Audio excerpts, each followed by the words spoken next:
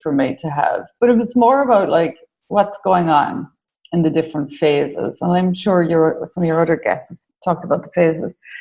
And it was so fascinating. Like after about 4 months, I used to go back, and day 16, I'd really want leafy greens. Like I was craving avocados and leafy greens. Isn't that incredible? Like, so I started adding food, and then I recognized that coming into my period that I really wanted sugary, like really sweet stuff. And look, I've always been I've always had a bit of a sweet tooth, but I want sweet stuff. And then, I had a conversation with a woman a few months ago at my yoga teacher training, and she went, "Oh, you're going from yang energy of being out there and performing and to-do lists, and you're going into this sweet, softer yin energy." And I was like, and the sweet stuff is taking me into that yin energy. That's why we crave it. I'm like, wow. And then I added, so this is the joy of journaling, right? You can journal whatever you want. This is your life. We're all unique. We're all individual. We all have our own challenges. If you're a mum, you can maybe, look at it from how you're feeling towards your family and juggling stuff. But I also did it for back-to-self mentoring, because I found myself like literally in summer going out there and talking about it, and summer being obviously ovulation, going out there and talking about it and being on calls and enjoying it and loving the community and the circle and the wisdom and the nourishment I was receiving and the other women were receiving. And then literally within, a week or 10 days, I was like, I didn't want to pick up the phone. I didn't want to talk about it. And the contrast and the swings and the pendulum of going from, well, hey, I love my business, I love these women, to, I don't want to talk to anyone, I want to lock myself away. And I thought it was back-to-self mentoring, and I was getting literally so confused by this, and it was causing angst as well. So literally, I started journaling it, and then within 2 to 3 months, again, I was like, okay. This is my cycle. I can't be in, I'm cyclical. I've got a rhythm. It's not linear. And my background is I was a CFO. I was finance, right? So it's binary, like, 1 and 1, and it's linear, and it's a little bit black and white. And the journey and the lessons from this are forever. I'm learning. But I learned that, I was just going through a normal cycle.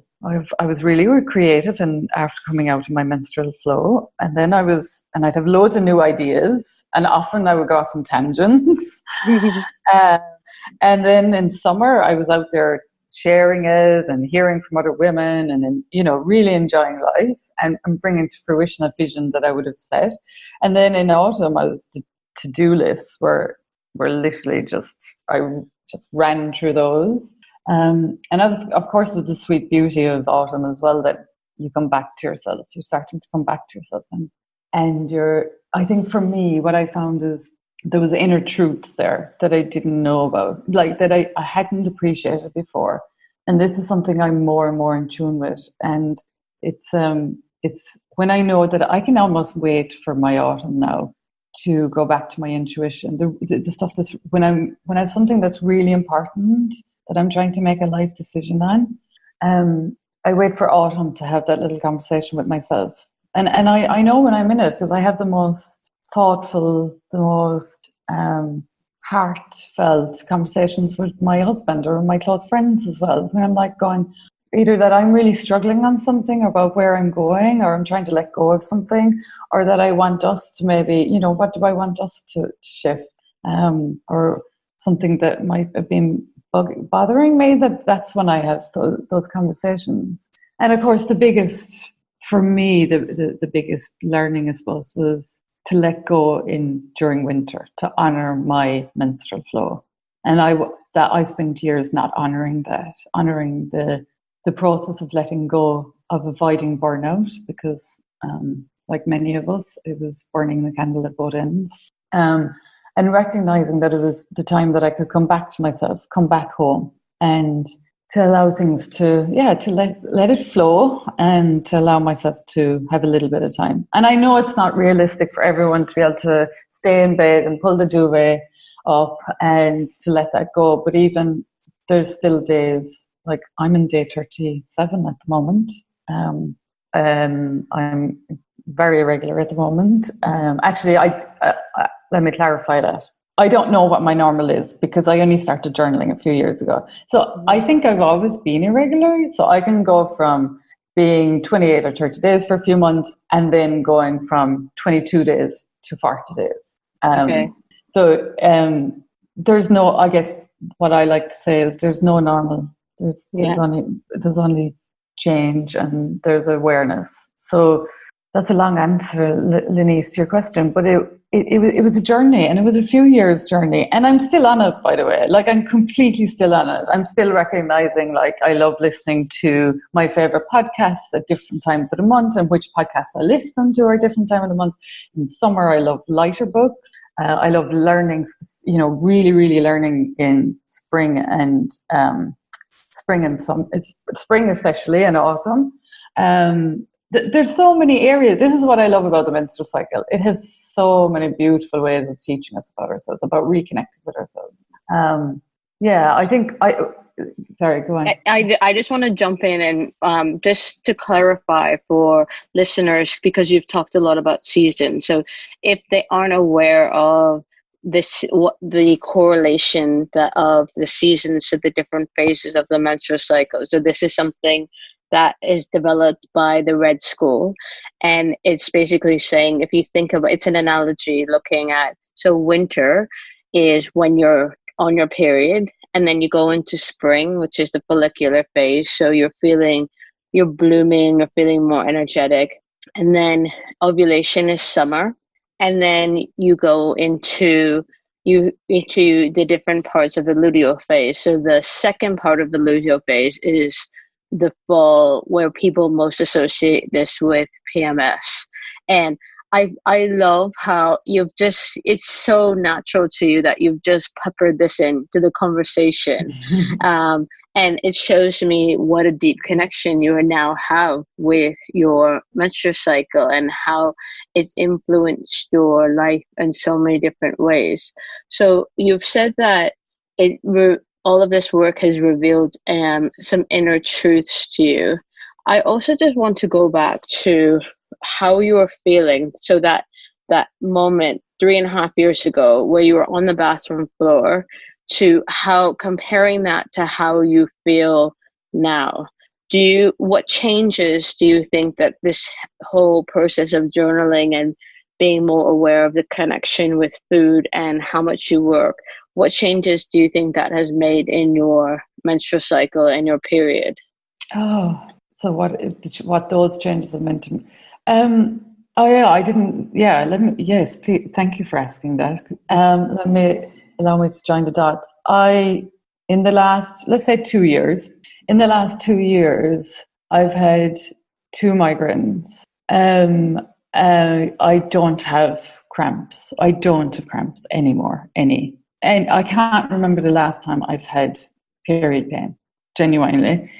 PMS was one of the biggest things, especially because, I was at C-suite, I was in meetings just 9 to 5 every day. And I used to have a small level of awareness in that when I would be coming into my menstrual cycle, that I would sometimes go into the office and go, can you please clear my diary? Like, just get me out of every meeting that I have, because I knew that I would be so grumpy and it might tip over into like taking it out on other people. And that was, I really struggled with PMS. If you had my husband on the conversation here, he would confirm that for us. And I genuinely have very little these days. So, and I completely contribute that to embracing it, getting softer with it, connecting with my cycle, understanding it. I'm not saying that everything is rosy and perfect. When I have a level of stress that I can look back on, I can recognize that I go out of whack, right? So I know that, like, in February this year, I had some stress from work, and that I remembered that I had some pain, and I had definitely PMS, and I could just find that the stress levels were raising me a bit. So I think there's one about it's about acceptance. I really come back to, I was accepting my body, and I was also accepting that I can't be in Wonder Woman, or anyone out there that remembers Wonder Woman. I loved her. I can't be Wonder Woman all month. And I love it when I'm up during summer and during ovulation.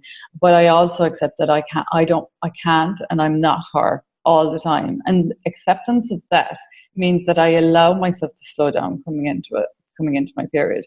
Like, I also attribute it to tweaking my diet and my food, should I say. I'm not a fan of the word diet, but towards nutrition. So I believe that some of the migraines were due to stress, because I have tested this out over time and watching and reading back my journals, and caffeine. So I've never been a coffee drinker, but I was a big black tea drinker.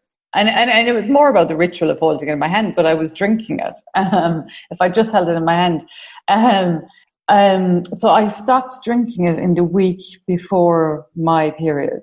And that made a huge, that I knew, because I could see, I was feeling the waves. It's almost like there were waves that were going through my head. There were waves of the hormones. I don't know if there's anyone else or if you recognize this, Linese, but when I would get those headaches, that, and sometimes it didn't develop into, like I said, mostly my migraines were really bad in my younger years.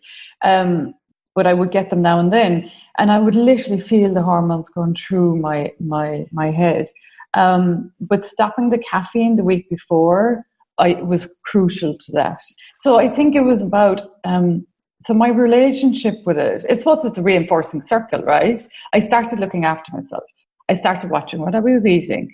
I would exercise the relevant exercise at the relevant time. So I would slow down I love running, so I'd really go running in late spring and summer, and so in the middle part of my month. And then I would do a slower yoga. I still struggle a little bit with yin, because I am more of I study Ayurveda at the moment, so I'm more pitta, I'm more outgoing, I'm more like, I like to be, getting my energy up. So I have to really, really focus on, like, when I need to drop my energy. So my relationship is incredible. And I know that if I can do it, and if I came from that place of, I learned really early on that when I drank alcohol, that if I had one drink or two, my period would stop, right? It would stop, because obviously I now know that it could only detoxify one thing. And obviously my liver was detoxifying the alcohol. So it couldn't do both. And then it would return a few days later. And I actually used to remember deliberately having a glass of wine or two just to stop it, because it was such an inconvenience to have it, right? Imagine what a terrible thing to do to yourself. And I do feel it when I see some women that I know are going through their period, and I see them having a glass of wine. I'm like, oh, just wait a few days, because your poor body cannot cope with it. So I don't drink alcohol anymore, actually, at all.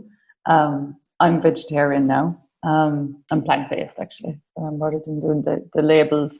And I genuinely, I know this, that the journey that I've been on, that it set me off on, has been one of self-care, emotionally and physically. And that the ease which it has allowed me to have around my whole cycle, not just concentrating on, fixing that few days, that it's about the whole cycle, right? So if I look after myself in winter and take it easier, even by, like I say to women, even by slow it down to 75%, right? We're all going at 120 miles an hour anyway, right? So even if we could slow it down to 75 and allow ourselves to allow it to happen, to allow it to flow, to say, okay, I'm here, I'm at ease. The month ahead is better. And I know when I try, and I do this still at times, even though I've learned this over and over again, that if I push through in winter, that the month is a little bit tougher. It is genuinely a little tougher. So my awareness and my practice, and I do call it a practice, has completely changed my whole month. Those 3 days that I have my period, obviously women have them for different lengths of time, but those 3 days that I have mine is completely